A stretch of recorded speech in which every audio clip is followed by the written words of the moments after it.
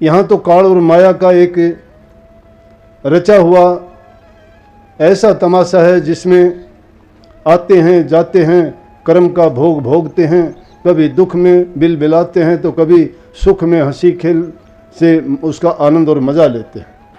आप सभी को राधा स्वामी। देखिए, अगर आप भी चाहते हो कि आपको भगवान मिल जाए, आपको प्रभु मिल जाए या उनके आपको चरणों की धूल मिल जाए, तो आप इस सत्संग को पूरा सुनिए।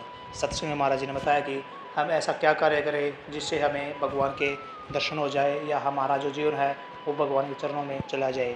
और साथ ही महाराज जी ने कुछ ऐसी बातें बताई है जिन बातों पर हम गौर करते हैं या जिन बातों को हम अपने जीवन में उतारते हैं तो हमारा जीवन सार्थक, सफल, सुखमयी और हमारे घर में सुख शांति आ जाएगी। तो चलिए, आपका कीमती समय लेते हुए सत्संग को शुरू करते हैं। कृपया सत्संग को पूरा सुनकर पुण्यभागी अवश्य बनिए। राधा स्वामी। क्योंकि आप देखते होंगे ना, कई बार ट्रकों पे, गाड़ियों पे लिखा होता है सावधानी हटी और दुर्घटना घटी। इसका मतलब ये है कि हमें हर पल जीवन के हर कार्य में सावधानी बरतने की ज़रूरत है। उसका कारण है कि जहाँ किसी चीज़ के गुण हैं उसके दोष भी हैं। किसी भी चीज़ को देखिए, जिन चीज़ों से हमें सुख का अनुभव होता है तो कभी कभी परिस्थितियाँ विपरीत हो जाती हैं और वो दुख में बदल जाती हैं। परंतु ये सुख दुख के झगड़े जीवन में सबके साथ घटित होते हैं, क्योंकि सब प्रकार के कार्य करने पड़ते हैं।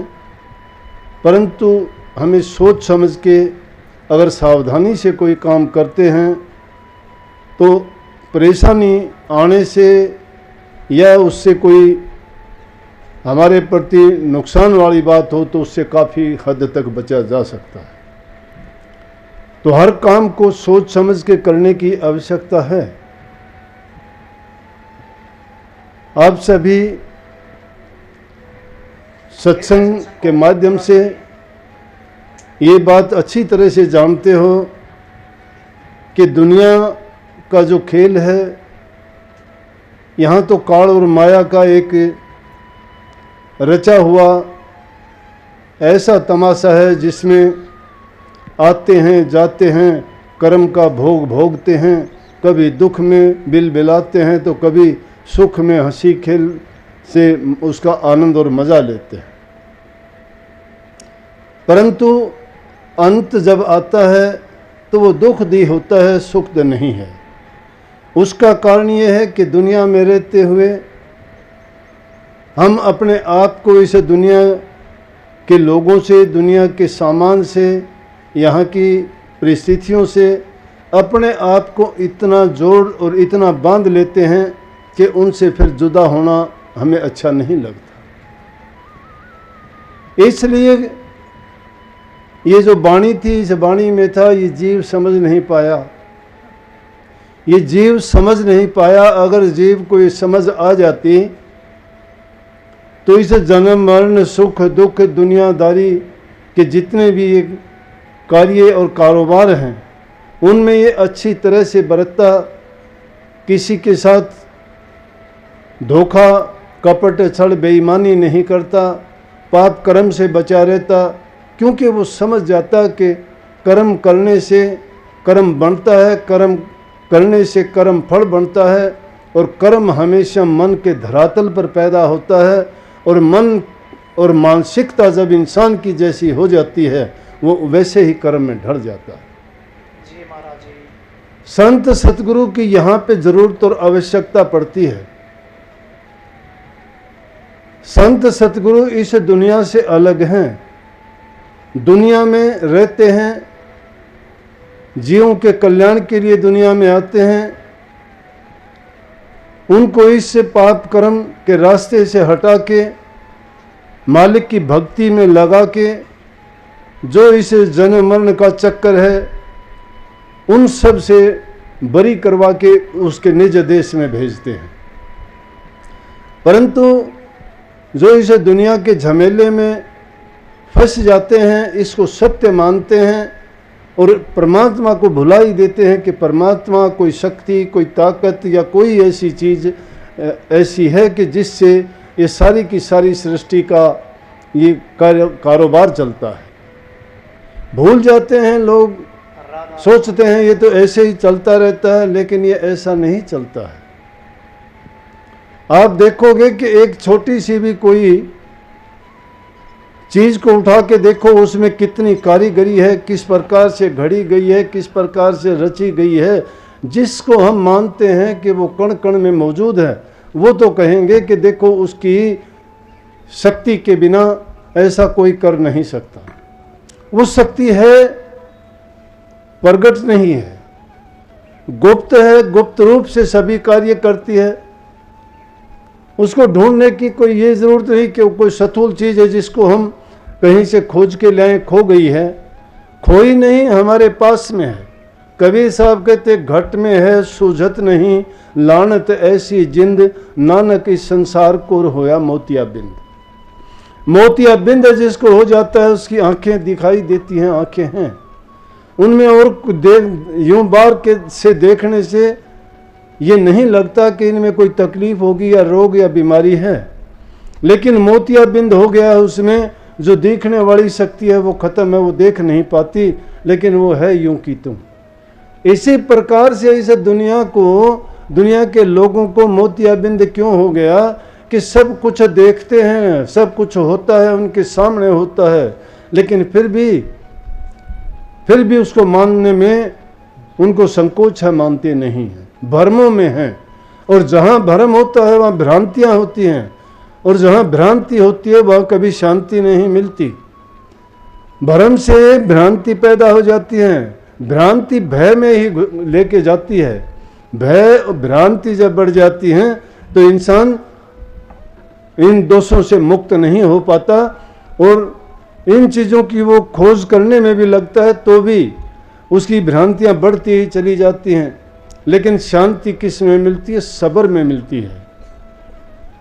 इंसान जब सब्र करता है, शांति रखता है, तो उसमें उसको सब कुछ मिलता है। लेकिन सच्चा होके जब वो उस मालिक की सत्ता को पहचानता है और अपने आप में जब बैठ के चिंतन करता है और कुछ समय जब इन बातों में देता है कि ये हमारा जीवन क्यों, किस लिए हम दुनिया में आए, क्या हमें करना चाहिए था, क्या हम जो करते हैं ये किसी काम की चीज़ है, या जो भी चीज़ें पदार्थ हम इकट्ठे करते हैं क्या ये चीज़ें हमारा साथ देंगी। अगर इन चीज़ों की ओर गौर करता है, ध्यान करता है, तो जवाब यही मिलेगा कि ये चीज़ें कोई किसी की नहीं, सब की सब यहाँ छोड़ के जाना है। और उनको बनाने में, इकट्ठा करने में हम जो है कितना पाप कर बैठते हैं, कितनी झूठ बोलते हैं, कितने दूसरे लोगों को कष्ट देते हैं और उनको दुख दे के कितनी बद्दुआ ले लेते हैं। तो उन बद्दुआओं से, उन बुरे कर्मों से, उन पाप के किए हुए अपने जो हम अपने स्वार्थ के लिए काम करते हैं, उनसे बचने के लिए गुरु की शरण है। क्योंकि गुरु हमें ये पहचान बताता है कि हम कौन हैं, दुनिया में कैसे आए थे, कहाँ रहते थे, और इसको वापस इसके देश में कैसे भेजा जाए। यहाँ गुरु की जरूरत पड़ती है और शिष्य को चाहिए कि अपने गुरु में पूर्ण आस्था और विश्वास के साथ, पूर्ण आस्था जब तक शिष्य की नहीं होती तब तक ये चीज़ें बेकार ही रहती हैं। क्यों बेकार रहती हैं? कि उसको उनमें भ्रम दिखाई देता है, और जहाँ भ्रम हो गया, संशय हो गया, वहाँ शोक है, जहाँ शोक है वहाँ रोग बढ़ जाता है। इसलिए संशय मत होने दो। अपने संशय पैदा तुम्हारे मन में करते हो, लेकिन अपने मन में अगर सत्य को तुम अपनाओगे, सत्य को दृढ़ करोगे, सत्य को अपना लोगे, तो आप उन भ्रमों से, भ्रांतियों से, दुखों से बाहर निकल जाओगे, और फिर आपको सब आपकी तरह से सत्य नजर आएगा, सभी कुछ अच्छा नजर आएगा। लेकिन हमारे मन में जब तक पाप है, भ्रम है, तब तक हमें दुनिया के लोग भी वैसे ही दिखाई देंगे। लेकिन जब गुरु के साथ जुड़ जाते हो तो गुरु की आज्ञा का पालन करो। कहने को बहुत लोग कहते हैं, नाम लेते हैं, नाम ले लो, नाम लो, नाम लो, बड़ी ऊंची आवाज़ से टेर लगाते हैं, कहते भी हैं मैंने नाम ले लिया। नाम लेके नाम का आपने फायदा क्या उठाया? नाम है क्या चीज?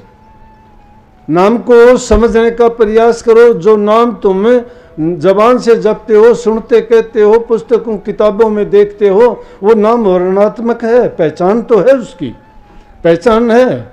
नाम हमारे भी सबके जुदा जुदा हैं, लेकिन रूह सब में एक है। वो नाम हमारी पहचान है, इसलिए वो नाम पहचान तो है। उस नाम को हम एक आस्था का केंद्र बना लेते हैं कि हमारी उस नाम में आस्था है, लेकिन उस नाम को जब तक हम खोल के नहीं देखते तो उस नाम से हमें मिलेगा क्या? नाम की कमाई नहीं करते। वो एक ऐसा साधन है जिससे अपने अंदर में घट में प्रवेश करने का रास्ता खुलता है। इसीलिए संत सतगुरु हमें नाम देके उस रास्ते पे चलाते हैं। लेकिन जब गुरु की बात को ये मिथ्या मान ले, काफ़ी लोग जिनके काम होते हैं वो कहते हैं कि धन है गुरु के। जाहिर में गुरु सब कुछ करता है। देखो कि क्या नहीं किया। गुरु की शरण में गए, तुम्हारी बुरी आदतें छूट गई। शराब पीते थे, शराब छोड़ दी। हुक्का बीड़ी पीते थे, वो छोड़ दिया। झूठ कपट करते थे, वो छोड़ दिया। किसकी कृपा हुई? गुरु की कृपा हुई। अगर गुरु हमें नहीं बताता, इन चीज़ों से परहेज नहीं करवाता, तो हम उन चीज़ों में फंसे बैठे थे, उन्हीं में रहते और वही चीज़ें हमें बर्बादी की तरफ ले जाते। छोटे से वो बड़ी चीज़ें बन जाती और वो करते करते करते करते पूरा जीवन में शायद हम पता नहीं कितनी बड़ी से बड़ी गलती कर बैठते और उन पापों में ऐसे फंसते कि बहुत बड़ा पाप का कर्म करके अपने सिर पर उसका भार लगा लेते। अब नहीं भोग, अब भी भोगना पड़ता। दुनिया में रहते हुए यहाँ का कानून सजा देता और यहाँ से जाने के बाद में वो हमें यमराज सजा देता।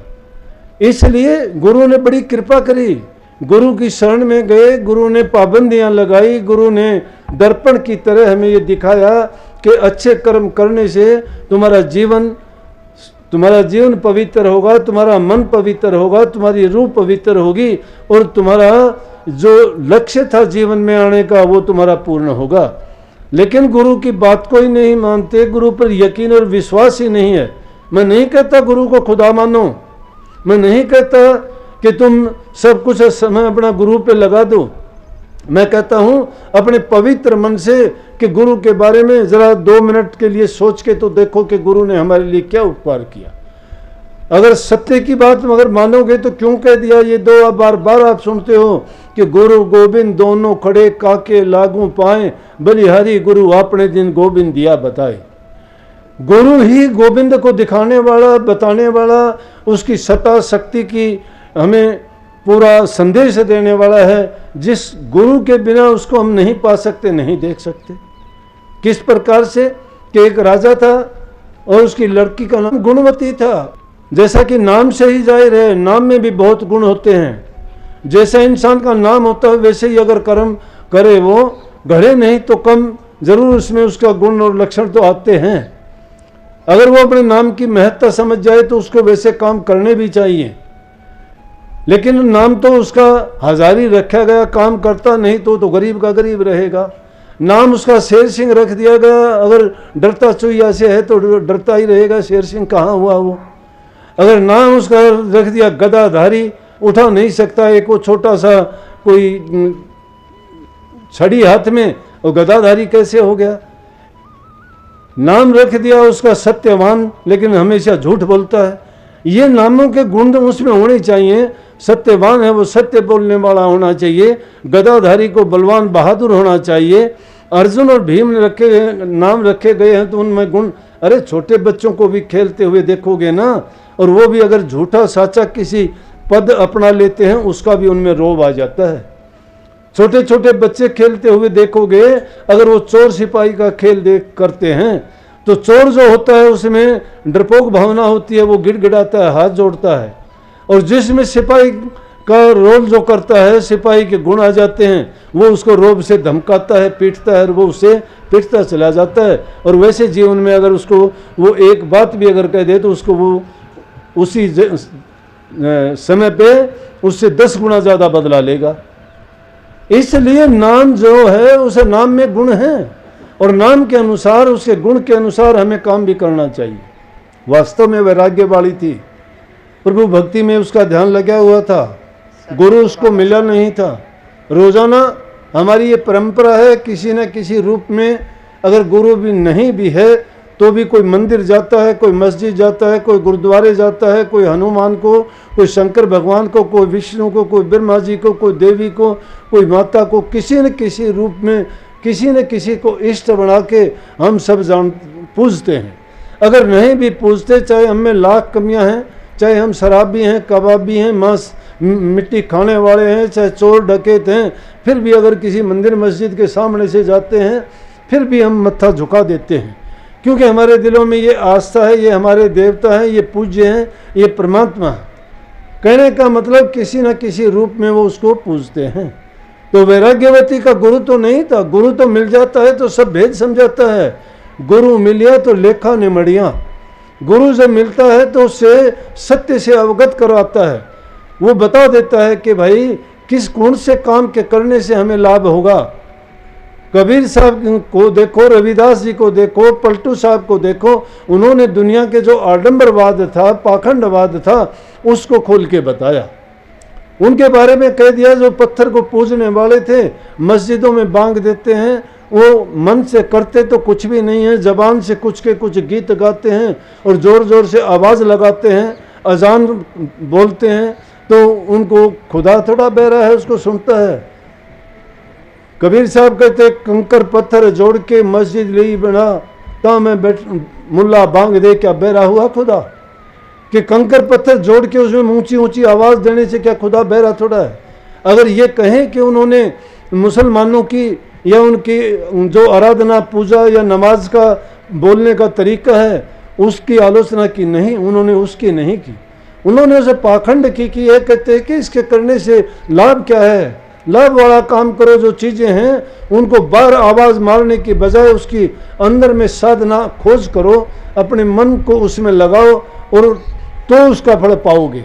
लेकिन बाहर से आवाज़ लगा ली, आरतियाँ उतार ली, चार गीत गा लिए, धूप दीप और ये जला के और माला गल में डाल के और तिलक चढ़ा के भेष बना के जटा रखा के अगर हमने कह दिया कि हम तो खुदा के रूप हो गए, हम प्रभु के भगत हैं, लेकिन कर्म हमारे ओछे हैं तो हम भगत नहीं। सत्संग को पूरा सुनने के लिए आपका बहुत बहुत धन्यवाद। हम आशा करते हैं आपने सत्संग को बड़ा ही ध्यान से सुना हुआ। कृपया सत्संग में जो बातें जो प्रवचन महाराज जी ने बताए हैं, उन प्रवचनों को कृपया आप अपने जीवन में अवश्य उतारिए और अपने जीवन को अवश्य सुधारिए और अपने जीवन का लक्ष्य जो है नाम का सिमरन वो हमेशा करते रहिए। और साथ ही अगर आपको सत्संग अच्छा लगा तो कमेंट बॉक्स में राधा स्वामी लिखकर पुण्य भागी अवश्य बनिए। मिलते जल्दी एक और सत्संग के साथ, तब तक के लिए राधा स्वामी।